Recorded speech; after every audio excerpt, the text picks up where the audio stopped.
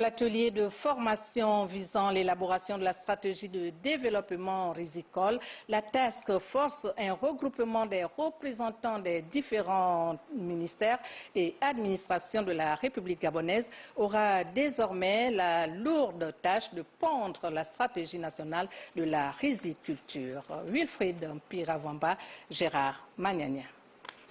Les réflexions durant les séances de formation portaient sur la quête des mécanismes à adopter afin de tendre vers une intense production locale du riz, aliment de base au Gabon. Au terme de notre atelier sur la riziculture, ce qu'il faut se dire, c'est que le Gabon a résolument pris le chemin d'aller vers la production du riz sur le territoire. Les autorités ont décidé de développer la riziculture au Gabon. Et pour les débuts, il était normal qu'on commence par asseoir une politique de développement de la riziculture. La problématique met en exergue les forces et faiblesses de la riziculture. L'élaboration de la stratégie nationale, c'est la tâche assignée à la Task Force au-delà de cet atelier.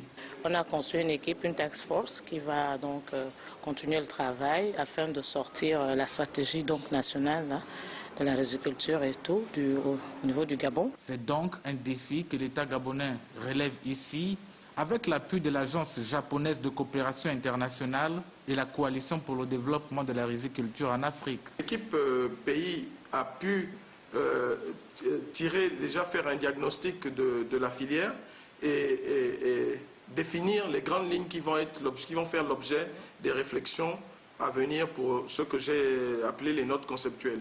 Mais il faut dire également qu'il y a urgence à agir et donc nous allons tout faire pour accélérer les travaux de cette équipe pays pour qu'ils puissent vraiment aboutir à cette stratégie le plus tôt possible et qu'elle puisse être mise en œuvre par le gouvernement. De 14 à 30 millions de tonnes, la production rizicole à l'échelle continentale annonce des perspectives salutaires.